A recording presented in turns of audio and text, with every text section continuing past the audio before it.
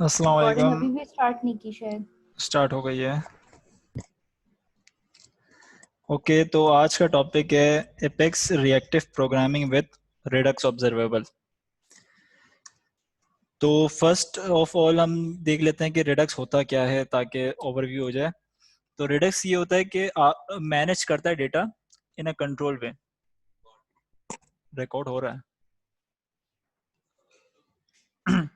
Okay, तो data को manage कर रहा होता है रिडक्स आपकी पूरी ओवरऑल ऐप में, जो कि ग्लोबली आपको हर जगह एक्सेस हो सकती हैं चीज़ें। तो आप बोलेंगे कि यार हम लोग कंट्रोल तो वैसे भी कर लेते हैं, तो विदाउट रिडक्स यूजर जो डेवलपर वो कैसे हैंडल कर रहा होता है कि वो चाइल्ड को भेजता है, फिर उसके चाइल्ड को भेजता है। तो इस तरह child to child data pass हो रहा होता है, लेकिन ये बैड प्रैक्टिस है, क्योंकि हम लोगों को हर जगह हर कंपोनेंट में जाके उसकी अपेयरेंस को चेक करना पड़ेगा कि डेटा आ रहा है भी नहीं आ रहा। तो इसलिए हमने रिडक्स का कॉन्सेप्ट लगाया है ताकि एक ही स्टोर ग्लोबली रहे और हम उसमें से पिक कर सकें जहाँ पे भी हमें ज़रूरत पड़े। तो हम लोग पेरेंट से चाइल्ड में, चाइल्ड से चाइल्ड में हमें भेजने की ज़रूरत नहीं है। जहाँ पे भी हमें चाहिए होगा हम डायरेक्ट ग्लोबल स्टोर से कॉन्टैक्ट कर सकते हैं। तो ये रिडक्स लगाने का फ़ायदा होता है। तो रिडक्स का बेसिक फ्लो क्या होता है कि यूआई से एक एक्शन को हम कॉल करते हैं। वो एक्शन अपनी चीज़ों को कैलकुलेशन करने के बाद अगर सर्विस को कॉल करवानी है तो वो अलग, लेकिन ये बेसिक फ्लो है। तो एक्शन के बाद रिड्यूसर के पास चले आता है, फिर रिड्यूसर स्टोर को अपडेट करता है, फिर अपडेट जब स्टोर हो जाता है तो वो अपडेशन यूआई पे अपडेट हो जाती है, मिल जाती है यूआई पे चीज़ें। तो एपेक्स इसमें क्या काम कर रहा होता है? तो एपेक्स जो है ऑब्जर्वेबल का एक पार्ट है। तो ये एपेक्स कुछ एक्शंस को देख के चल रहा होता है, मतलब कुछ एक्शंस के ऊपर एपेक्स रन हो रहे होते हैं, और एपेक्स अपने अपने अंदर एक्शंस रिटर्न भी कर रहे होते हैं। एक्शंस के ऊपर चल रहे भी होते हैं और एक्शंस रिटर्न भी कर रहे होते हैं। तो इसको हम डिटेल में और देखते हैं आगे जाके।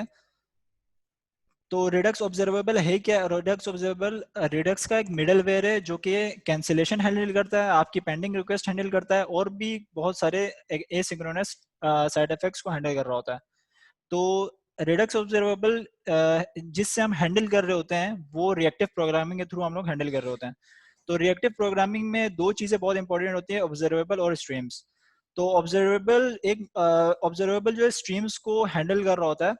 तो इस चीज़ को हैंडल करने के लिए हमारे पास दो लाइब्रेरीज होती हैं रिएक्टिव प्रोग्रामिंग के अंदर, जो कि RxJS है और एक most डॉट जेएस है। RxJS बहुत बहुत पॉपुलर है क्योंकि एंगुलर के most of the developers RxJS use करते हैं, और लेकिन उसके बरक्स मोस्ट डॉट जेएस स्मॉल भी है और फास्टर भी है। तो दोनों ही बेस्ट हैं, दोनों यूज़ कर सकते हैं। तो एपिक एक्शन लेता भी है और एक्शन देता भी है, ठीक है ना। एक्शन के ऊपर चल रहा भी होता है और एक्शन रिटर्न भी कर रहा होता है। जैसे कि अगर हम एक एग्जांपल देखें, तो ये पिंग पोंग एपिक कब चलेगा? जब इसने एक फिल्टर लगाया हुआ है कि इस एक्शन पे चलना चाहिए, तो फिल्टर के अंदर एक्शन अगर टाइप पिंग की होगी तभी ये एपिक चलेगा। एपिक समझ लें कि एक ऑब्जर्वेबल की तरह होता है, एक सब्सक्रिप्शन लगी हुई होती है कि जब ये एक्शन आएगा तो ये चलना चाहिए, वरना ये नहीं चलेगा। और रिटर्न भी उसको एक्शन ही करवाना पड़ता है। रिटर्न ऑब्जर्वेबल ही होगा। अगर आपको कुछ भी रिटर्न नहीं करवाना तो आप एम्प्टी करवाएंगे, लेकिन वो भी ऑब्जर्वेबल का ही होगा, जो कि हम मोस्ट के अंदर देख रहे होंगे। मोस्ट एक लाइब्रेरी है, उसके अंदर से आप एम्प्टी रिटर्न करवा सकते हैं। तो यहाँ पर क्या है कि यहाँ पे एक्शन की हमने टाइप बता दी कि अगर पिंग होगा तो ही ये एपिक चलना चाहिए, वरना नहीं चलना चाहिए। इस तरह आप और भी एक्शंस यहाँ पे कंडीशंस के अंदर दे सकते हैं ताकि मल्टीपल एक्शंस के ऊपर भी ये चल सके। और फिर हम इस तरह के फंक्शंस भी दे सकते हैं कि डिले हो जाए, एक सेकंड बाद चलना चाहिए, या फिर टेक अंटिल। इस तरह के जितने भी हमारे पास फिल्टर्स होते हैं तो हम यहाँ पे यूज कर सकते हैं। फिर एंड देन हम लोग मैप में बता रहे थे कि कौन कौन सा एक्शन हमने रिटर्न करवाना है। तो यहाँ पे फिलहाल एक ही एक्शन रिटर्न हो रहा है, आप इसमें मल्टीपल एरे के अंदर रिटर्न करवा सकते हैं।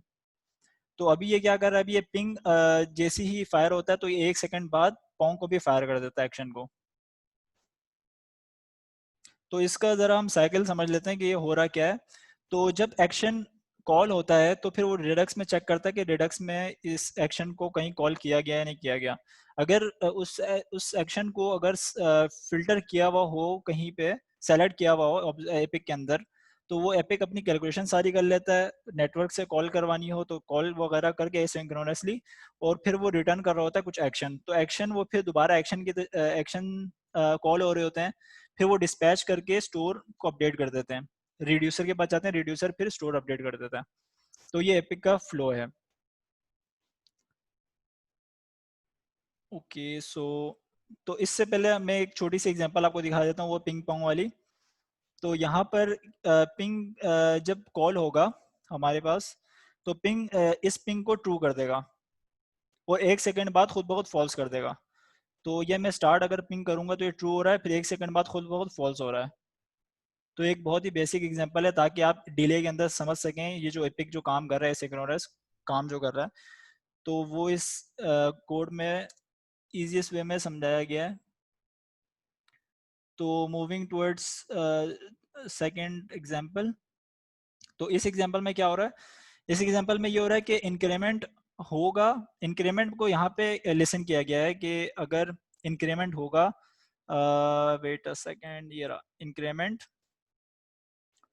इंक्रीमेंट इंक्रीमेंट पे आप इंक्रीमेंट करवाते जाएं, अगर इफ इंक्रीमेंट इफ ऑड, अगर ये होगा जो कि यहाँ पे लिसन किया गया है, तो अगर वो ऑड होगा तो इंक्रीमेंट का दोबारा चलेगा, वरना नहीं चलेगा। तो ये फिल्टर भी इसके अंदर यूज किया गया है एसिंक्रोनस करने के लिए, ताकि दूसरा एक्शन भी कॉल हो सके। तो अब अगर ये इवन है, अब मैं इसको क्लिक करूंगा तो ये ऐड नहीं कर रहा क्योंकि ये इवन है। यहाँ पे हमने मोड 2 लगाया हुआ है ताकि ये सिर्फ ऑड नंबर्स को इंक्रीमेंट कर सके। अब मैं ऑड करूंगा तो ये इंक्रीमेंट कर देगा, अब दोबारा नहीं करेगा। तो ये एक एग्जांपल हो गई। एक थर्ड एग्जांपल देख लेते हैं कि रिक्वेस्ट को हम कैंसिल कैसे करेंगे। तो अगर मैं फेच यूजर इन्फो करूंगा तो ये रिक्वेस्ट करेगा और फिर रिक्वेस्ट ला के दे देगा। लेकिन अगर यूजर चाह रहा हो कि यूजर ने एक पेज पे गया और वहां पे नेटवर्क पे कॉल चले गई, लेकिन वो एकदम से नेविगेट बैक कर देता है, तो हमें उनको कैंसिल भी करवाना है, ताकि हम उसको रिस्पॉन्स को दूसरे वे में हैंडल कर रहे हो, क्योंकि हमें तो डेटा नहीं चाहिए। तो हम लोग फेच यूजर करेंगे, इतने में कैंसिल कर देंगे, कैंसिल कर देंगे तो वो डेटा आएगा ही नहीं। तो यहाँ पे हमने टेक अंटिल इस्तेमाल किया इसके लिए कि अगर कैंसिल अगर प्रेस हो जाए तो फिर उसके रिस्पॉन्स को हमने देखना ही नहीं है। तो इस तरह के और भी बहुत सारे सिनेरियोस हैं जिसको हम इजीली एपेक्स के अंदर हम लोग हैंडल कर सकते हैं। जैसा कि एक एग्जांपल यहाँ पे कि यूज़र का अगर हमने डेटा मंगवाना है, तो उसके अंदर हम लोग जैसे नेटवर्क से हम लोग लेके आ गए, उसका फिर हमने चेक किया, रोल चेक किया फिल्टर करके, अगर होगा तो फिर ये एक्शन परफॉर्म करो वरना कैच में भेज दो। तो ये सारी एक्शंस भी हम लोग इसके अंदर कैलकुलेशंस परफॉर्म कर सकते हैं। सो आप और भी फाइंड आउट कर सकते हैं। RSJS को फाइंड आउट करना है तो इस लिंक पे विजिट करें, और mouse.js को फाइंड आउट करना है तो आप इसको कर सकते हैं विजिट। बहुत ही इजीएस्ट वे में रिकमेंडेशन तैयार की गई है इनकी। सो अगर किसी का क्वेश्चन है तो पूछ सकते हैं।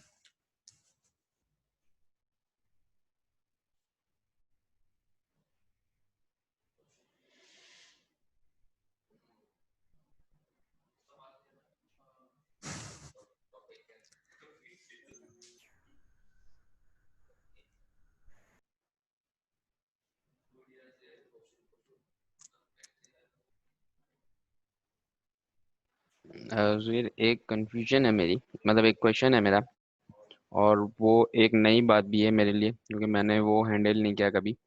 जो कैंसिल वाली चीज़ बताई, जी तो वो उसमें जो है अगर डाटा आ चुका हो तो फिर क्या करेंगे उसके लिए? स्टोर वगैरह सब कुछ चलने देंगे या क्या करेंगे उसके लिए? यानी बस सब्सक्रिप्शन एंड का, जैसे कि जो हमने कैंसिल पे अभी काम किया उसमें सब्सक्रिप्शन एंड हुई है, तो सिर्फ सब्सक्रिप्शन एंड कराना सही है या फर्दर भी प्रोसेस रोकना पड़ेगा या क्या? ओके, जब रिस्पॉन्स आ जाएगा तो फिर आप कैंसिल करवाना चाह रहे हैं, हम्म। लेकिन ये इतना तेज होगा कि आप कैंसिल ही कर ही नहीं सकते, तो यानी आपको वो इन्हें रिस्पॉन्स हैंडल करना ही पड़ेगा। हैंडल ही करना पड़ेगा। लेकिन अगर आप एसिंक्रोनस आने के बाद भी एसिंक्रोनस अगर परफॉर्म कर रहे हैं, जैसे कि हम्म। जिसमें कुछ सेकंड्स लग रहे हैं, तो आप कैंसिल के अंदर वो उस एसिंक्रोनस के अंदर आप एक कंडीशन लगा सकते हैं कि अगर ये एक्शन फायर हुआ है तो आप उसको बंद भी कर सकते हैं। Okay, okay, yes. Cool.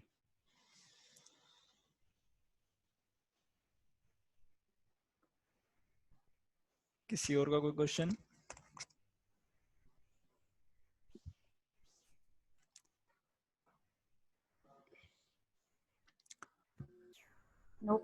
Okay, तो ठीक है, फिर हम इसको एंड करते हैं। Thank you so much. मेरा नाम सुहैर नकी है, मैं एसोसिएट सॉफ्टवेयर इंजीनियर आयोगनेक्स में, और आप फेसबुक पे यहाँ पे फॉलो कर सकते हैं।